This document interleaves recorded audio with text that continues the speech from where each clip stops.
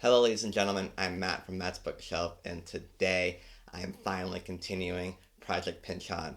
This is episode 3, and today, inevitably, we are tackling one of the most notorious books across literature, and that is Gravity's Rainbow.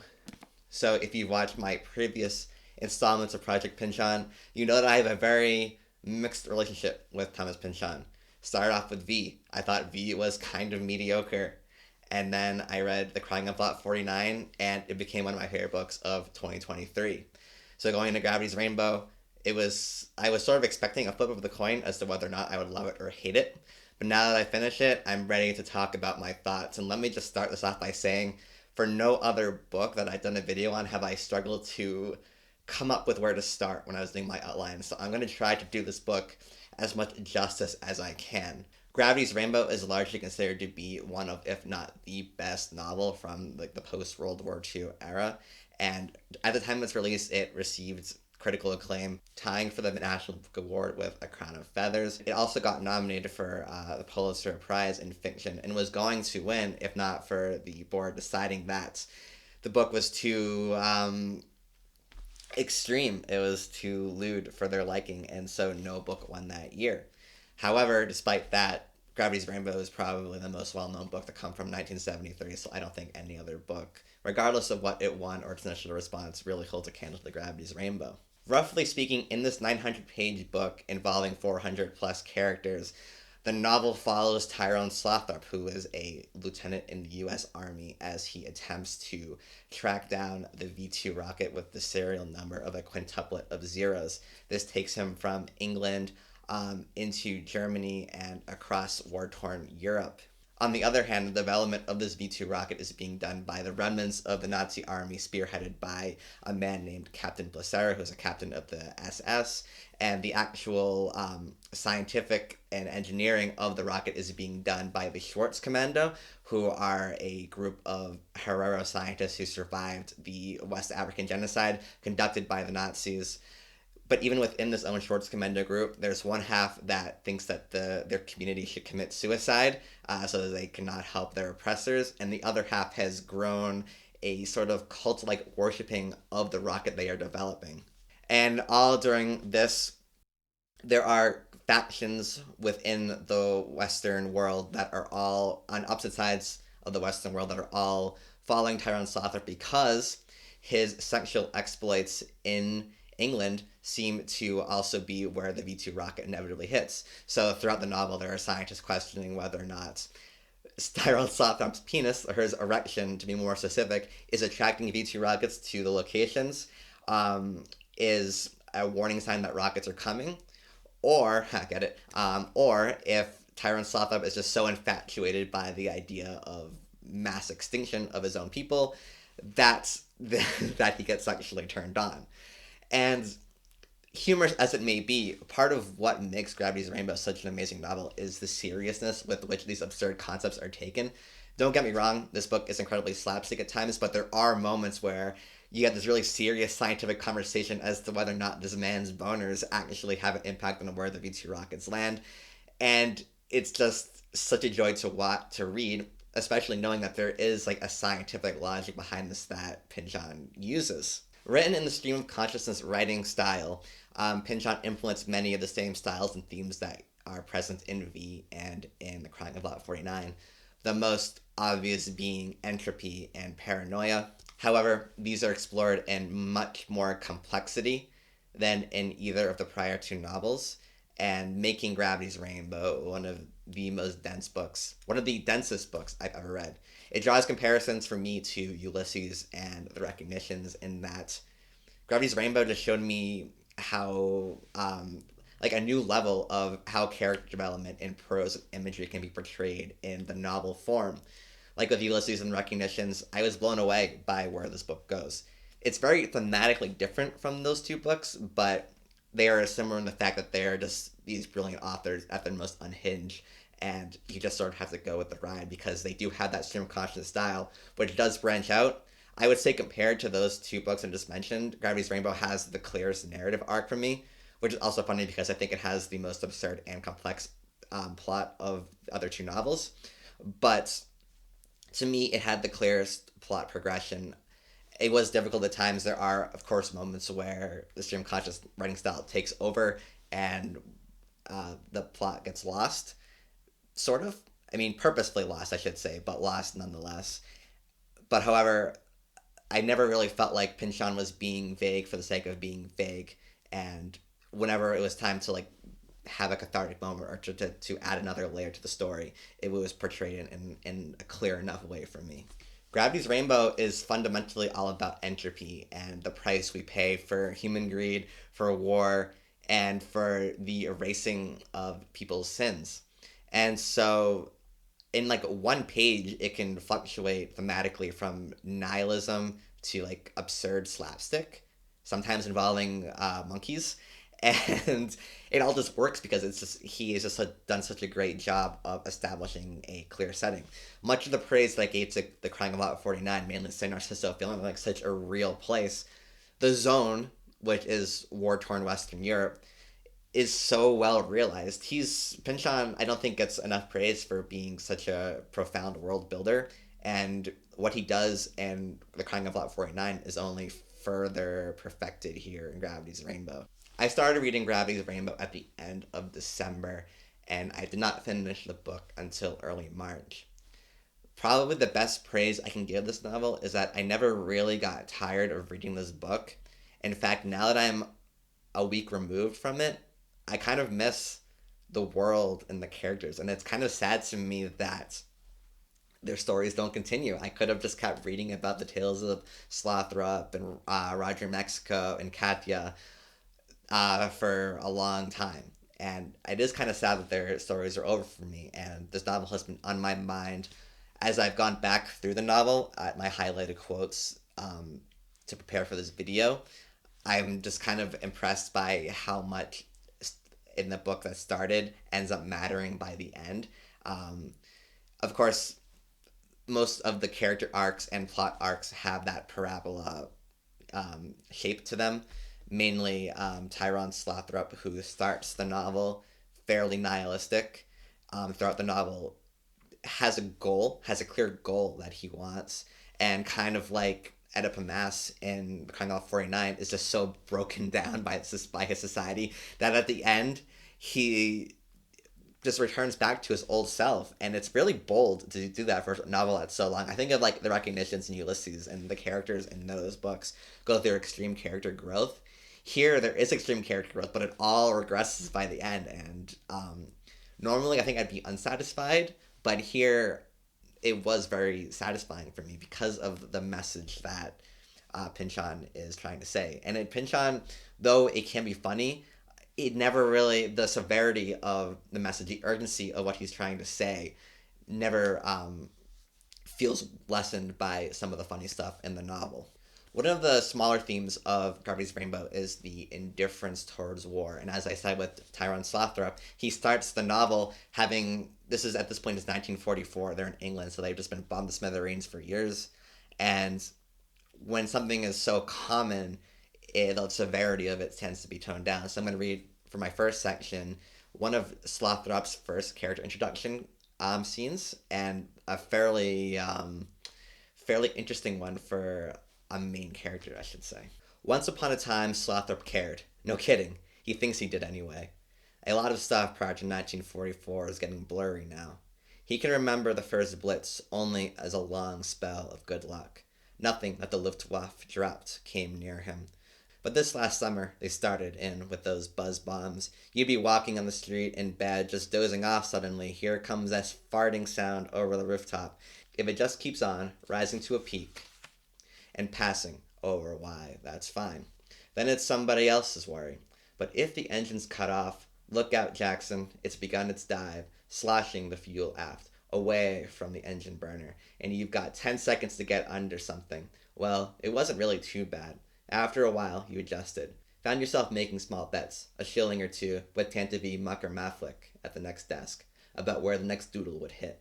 Also, the novel introduces a new twist on the paranoia that's prevalent throughout V and The Crying of Lot 49, and that is anti-paranoia, in which nothing at all is connected, and even though characters in all of his novels tend to have evidence towards why they think these crazy things.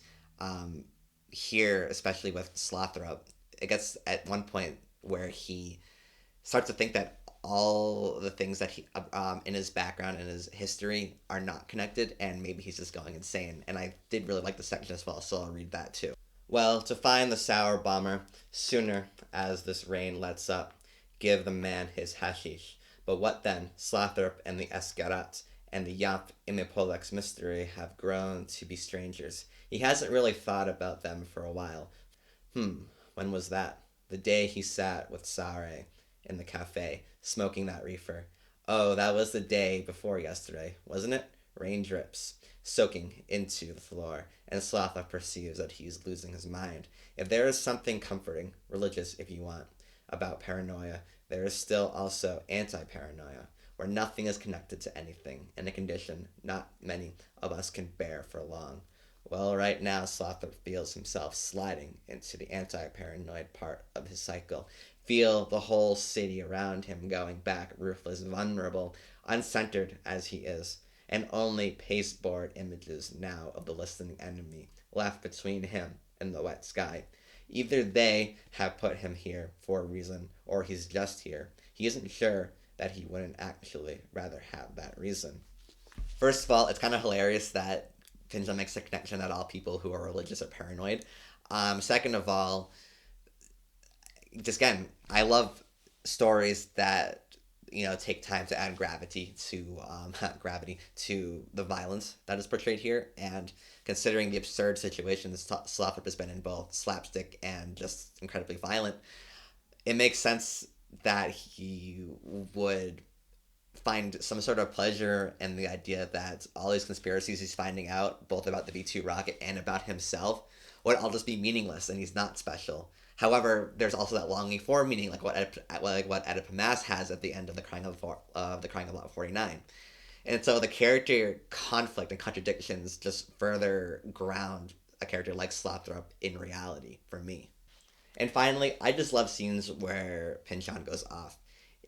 One of these rants made by a character about why wars start, in particular, really stood out to me. So I'll read that section as followed. It means this war was never political at all. The politics was all theater, all just to keep the people distracted. Secretly, it was being dictated instead by the needs of technology, by a conspiracy between human beings and techniques, by something that needed the energy burst of war, crying, "Money be damned, the very life of insert name of nation is at stake." But meaning, most likely, down is nearly here. I need my knight's blood by funding. Funding, more. The real crises were crises of allocation and priority, not among firms. It was only staged to look that way, but among the different technologies, plastic, electronics, aircraft, and their needs, which are understood only by the ruling elite. Yes, but technology only responds. How often this argument has been iterated, dogged, and humorless as a Gaussian reduction among the young Schwarzkommando especially. All very well to talk about having a monster by the tail. But do you think we'd have had the rocket if some specific somebody with a name and a penis, hadn't wanted to chuck a ton of Amatol 300 miles and blow up a block full of civilians? Go ahead, capitalize the T on technology. Deify it if it'll make you feel less responsible. But it puts you in with the neutered, brother, and with the eunuchs keeping the harem of our stolen earth for the numb and joyless hard-ons of human sultans, human elite with no right at all to be where they are. Just go off, Pynchon. Just let it all out, because I love it. And there are just more rants like that throughout, both with characters that you can tell Pynchon would agree with politically, and with characters that he's completely opposed to. Blosara, who's the main antagonist, has like pages and pages of rants about justifying himself and justifying the practices of the SS. And to them, it's convincing. And, props to Pynchon, because clearly he hates the Nazis, but to make a character that's so self-righteous is just a testament to how intelligent he is. Finally, as I said, this novel isn't entirely doom and gloom. There are just many hilarious sequences. The one I'm about to read comes from when Tyron is in the French Riviera, at the casino run by one of the Nazi leaders whose name escapes me at this moment. But he's about to be confronted by Katya, who is an agent for a faction on the West who are interested in Slothrop's sexual escapades. And their first character introduction is amazing. I'll read that section as follows. He's at the beach with his friends, and he spots Katya coming out of the water. Well, she must have come out of the sea. At this distance, some 20 meters, she is only a dim figure in a black bombazine frock that reaches to her knees, her bare legs long and straight, a short hood of bright blonde hair keeping her face in shadows, coming up in gouaches to touch her cheeks. She's looking at Slothrop all right. He smiles, sort of waves. She only continues to stand, the breeze pushing at her sleeves. He turns back to draw the cork from a wine bottle, and its pop arrives as a grace note for a scream from one of the dancers. Tantavi's already halfway to his feet, bloat gaping out in the girl's direction. The danseuse's snapshot in defense reflexes, hair flying, frocks twisted, thighs flashing. Holy shit, it's moving. An octopus. Yes, it's the biggest fucking octopus Slothrop has ever seen outside of movies, Jackson, and it has just risen up out of the water and squirmed halfway onto the black rocks. Now, cocking a malignant eye at the girl, it reaches out, wraps one long sucker-studded tentacle around her neck as everyone watches, another around her waist, and begins to drag her, struggling back under the sea. And that's not even the craziest thing that happens in this book. And would you be surprised to tell you that this octopus encounter was all planned by Katya's secret organization? So yes, brutality of war, but also not afraid to be funny at times. And finally, as Project Pynchon is a spiritual successor to my Road to Ulysses series, in which I read all of James Joyce's works, I gotta conclude this episode with a Joyce reference, so I'll read that section as follows. He finds that he has drifted as far as the Odeon, one of the great world cafes whose specialty is not listed anywhere, indeed has never been pinned down. Lenin, Trotsky, James Joyce, Dr. Einstein, all sat out at these tables. Whatever it was they all had in common, whatever they'd come to this advantage to score, perhaps it had to do with the people somehow, with pedestrian mortality, restless crisscrossing of needs or desperations in one fateful piece of street, dialectics, matrices, archetypes all need to connect one in a while back to some of that proletarian blood, to body odors and senseless screaming across the table, to cheating and last hopes, or else all is dusty dracularity, the West's ancient curse. Part of me hopes that Pynchon at one point in his life did walk the Rue de l'Odeon, that he did sit at a cafe and did some writing. Probably did happen, to be honest. I would not be surprised. And so that concludes this episode of Project Pynchon. Again, I really don't feel like I did this book justice in this one video. I think I might return to it. I have an idea comparing The Crying of Lot 49 to this book. So we'll see if I do that. But yes, if you read Gravity's Rainbow, what do you think about it? If you want to read Gravity's Rainbow, did this video motivate you more to read it or less? I'd be curious to find that out. But anyways, next up is Vineland, which I will hopefully have done by May. I am now 2 for 3 with Pynchon. I love Gravity's Rainbow. I really don't think I'm going to read a better book this year, or at least a more unique and creatively unfiltered book this year than Gravity's Rainbow. We shall see. And yeah, I'm still enjoying the series, so it's going to keep going strong. Next up with Vineland. And I got an Instagram down in the description below. Also, I know all of you are just really dying for more Colorless Wonderland content, and quite frankly, I am too. I've been reading all this manga, but he hasn't done the videos on them. However, we do have Film Frauds, which I'll leave a link in the description below, where we talk about movies. It's on YouTube, it's on Spotify, and it's on Apple Podcast. Yeah, Apple Podcast. So yes, I will hopefully see you in the next video. Thank you and goodbye.